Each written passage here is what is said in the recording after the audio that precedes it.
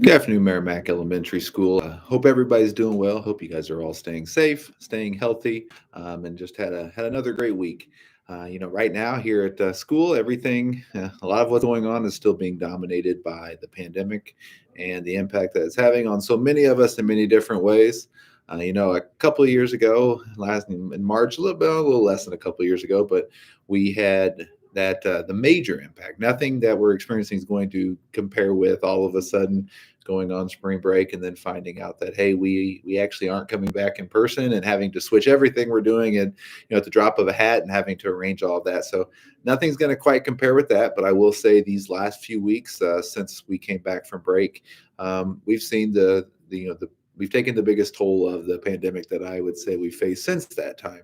It's that this new variant has definitely had an impact on everything from our ability to staff classrooms to kids being in and out to trying to figure out different ways to make sure we're addressing kids' needs and doing all those things. And some of that's dependent on the kids' health, the teachers' health, who's in the classroom, and some of those things. And it's been a very interesting last couple of weeks, which leads me to a few things. First, for the immediate impact of this, what I wanted to just say was thank you. I was asked recently in an interview about the large number of teacher turnover that's happening throughout the country, and what it is that what things I may recommend being able to do to help keep teachers in the positions and doing what they're doing and doing this job. And part of what I was thinking, and as I was answering, and even since that, as I was thinking about it, part of what I really feel like is that really makes that big difference is having a community that supports them, a community that sees what they're doing, a community that understands and shows their appreciation. This week we've had families reaching out with just messages, talking to the teachers, sending notes of support and understanding. Like all the way up to having lunch provided and some of those things for the teachers, which really does make a huge difference. I heard from so many who have just appreciated that level of support and understanding. And I can say as a school, I just appreciate the patience also. We have staff members who are out and, there's kids in their class and we're doing our best to keep things as consistent as possible for them. And for the parents who just are understanding that we may have teachers who are missing more school than what we're used to and what any of us would like, including those. And I can just tell you, when those teachers are out or the staff members are out and I'm checking on them or we're hearing from them, they are they're struggling to be out. They hate being away from their classroom, and they hate being away from their kids. But we also have to do our part to kind of keep the spread down and keeping everybody healthy. So we are seeing a lot of those things. We're hoping it's crested, and it's on its way down towards the end of this week. It's gotten better. We're starting to see some of those numbers hopefully trending in the right direction, and we'd like to keep it that way. So, but we also know, as we've seen over this, there's no way to predict what might happen next. And so I just appreciate that immediate understanding and flexibility and realizing that, yes, we're stretched thin, we're doing different things. Everybody, we got people in different roles. But that appreciation, that support really does make a difference. And, as they're doing what they can to try to take care of the kids that are in this building.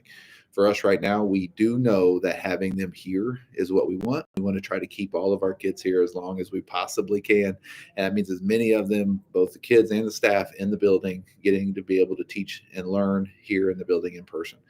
So that is, what our main focus has been on is doing all we can to try to keep that happening. So we want to make sure. I know I've had a couple of people who've asked me about it. Is that are we considering some of the virtual things? And I will say that's a district level decision. It's not necessarily a decision I make on the building level. But I do know that for all of us, we are looking to keep the kids in the building as much as possible because we do feel like that is the most effective way for us to take care of them. So we want to maintain that. And then, as we also are seeing, there's the short-term impact of that, and then there's the long-term impact of this constant state of change that's happened over the last couple of years. And I know you're feeling it as parents, and as in your own jobs and in your own worlds. I'm sure you're feeling it in that way. I know our teachers and our schools are feeling it. Just that it's I feel like at times we're doing both, running a sprint and a marathon at the same time, and that makes us that can lead to some exhaustion. So I'm sure your kids are feeling it. So I just, want to remind everybody to every once in a while, especially on like the weekends, like the coming up, to stop, take a deep breath, and just kind of realize that, hey, it's tough and that's okay to appreciate it and feel it and to sit and to recognize it, and then just to but to sit in the present and enjoy some of the things that we got going on around us right now, and realize that we do have a very supportive, a very fortunate community where I've got teachers in this building who are coming in here every day, or even if they're not here, they're checking on, they're trying to figure out, even if they're not feeling well, they're trying to take care of the kids. We've got parents and a community of support that's surrounding our kids, and that everybody's looking to do what they can. So I don't want to let that go without recognizing how important that is, and especially in these times where things get a little bit tough, that it's having that when that helps to keep us kind of moving in the right direction. I appreciate the fact that there hasn't been a lot of divisiveness, that there hasn't been a lot of those things, and that we're all understanding of each other and trying to appreciate what's going on and know that we're all doing the best we can to come at it from the right spot. So I, as I often say, I just want to say thank you, but I also just want to share just how appreciative and fortunate I feel to be a part of this fantastic school community. I've got a whole everything from our students to our staff to our families. Just it's a fantastic community, looking to support each other through some of these pretty tough times. And at some point in time, we will come out on the other side of this and look back on this experience. And I really do feel that it's going to be something that, if we can find the right message and way to communicate it, that'll be something our kids can benefit from.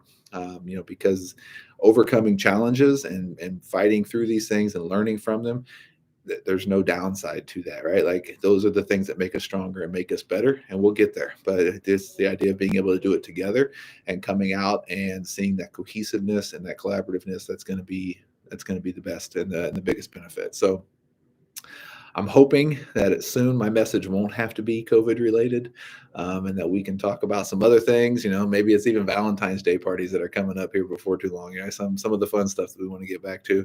But for right now, I just want to kind of continue that, and just to tell you guys all to take some time, do something that you enjoy this weekend, have some fun, and do something that's going to put a smile on your face and your kid's face. And then we will see you all on Monday. So have a great weekend.